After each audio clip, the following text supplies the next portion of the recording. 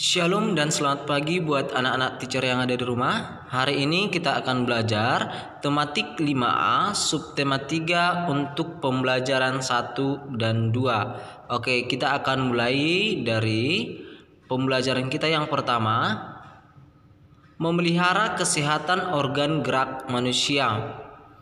Berikut ini adalah beberapa cara memelihara kesehatan rangka tubuh manusia.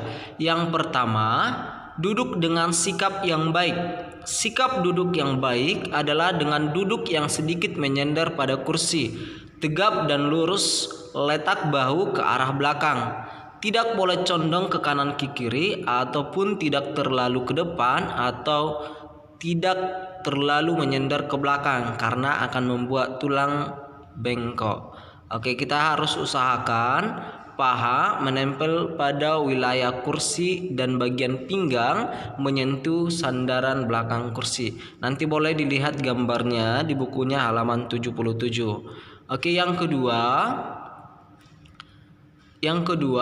berdiri dengan baik dan lurus. Biasakan untuk berdiri dengan posisi lurus dan baik. Tidak hanya menyandar pada satu kaki saja dan kaki yang lain ditekuk. Hal ini jika dibiasakan akan terjadi gangguan pada lutut yang sering jadi tumpuan tersebut. Karena berat tubuh itu tidak bisa ditopang hanya dengan satu kaki.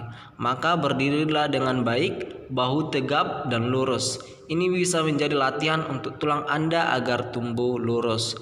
Yang ketiga adalah mengangkat beban semaksimalnya. Banyak orang memaksakan diri mengangkat beban lebih berat dari kesanggupannya. Hal ini bisa membuat tulang yang membawa beban terlalu berat tersebut lelah. Bahkan jika sudah parah bisa sampai patah. Jika memang berat, maka angkatlah menggunakan bahu kananmu. Kemudian beralihlah pada bahu kiri jika sudah lelah. Cara ini bisa meminimalisir kelelahan pada punggung. Yang keempat, berolahraga secara rutin.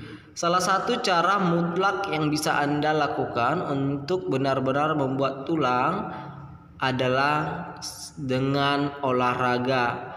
Hal ini bisa menjadikan tulang terbiasa dengan hal-hal berat. Aktivitas olahraga juga mampu berguna untuk meningkatkan kecepatan penyerapan kalsium atau makanan tulang. Yang kelima, makan makanan bergizi. Dalam rangka penguatan dan pemeliharaan tulang, tidak hanya menggunakan peran vitamin D, namun juga menggunakan makanan yang mengandung nutrisi lain, misalnya kalsium dan mineral. Kedua zat ini terdapat pada bahan makanan yang sehat seperti pada sayur mayur, air putih, dan buah-buahan. Maka biasakanlah makan makanan tersebut agar gizi Anda terpenuhi secara optimal. Sekarang kita masuk ke gangguan pada organ gerak manusia. Berikut ini adalah beberapa gangguan pada tulang belakang. Yang pertama adalah kifosis. Kifosis adalah kelainan tulang belakang yang melengkung ke depan sehingga seseorang yang mengalaminya akan menjadi bungkuk. Beberapa hal yang bisa menyebabkan kifosis adalah yang pertama, spina bifida ataupun cacat lahir di mana terbentuk celah pada tulang belakang bayi. Yang kedua, penyakit Scheuermann, kondisi yang menyebabkan tulang punggung atas terangkat seperti punuk. Yang ketiga adalah infeksi tulang belakang. Yang keempat, tumor pada tulang belakang. Untuk yang kedua adalah lordosis. Lordosis adalah gangguan tulang belakang pada punggung bawah yang memiliki kelengkungan berlebihan.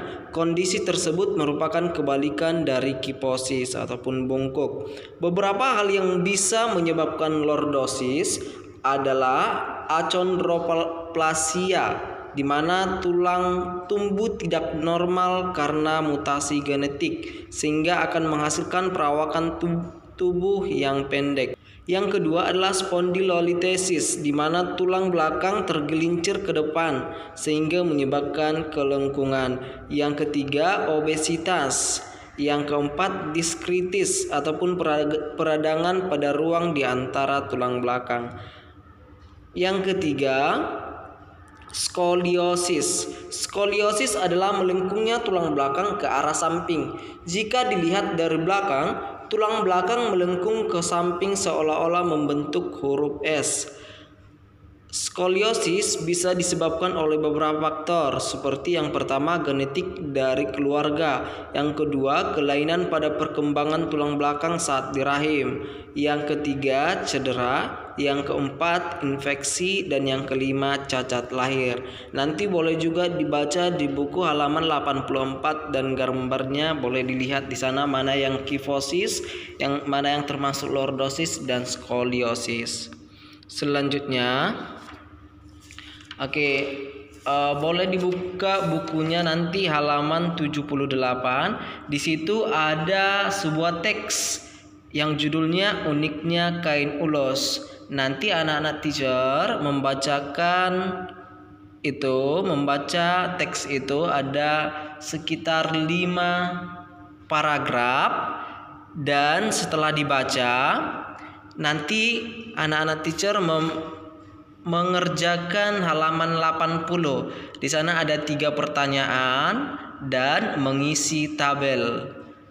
Jadi di sana untuk mengisi tabelnya nanti menentukan ide pokok dari setiap paragraf. Ada paragraf sebanyak 5 dari teks Uniknya Kain Ulos, dan membuat nanti kalimat penjelasnya di dalam tabel. Boleh nanti dilihat di halaman 80. Mungkin itu untuk materi kita hari ini.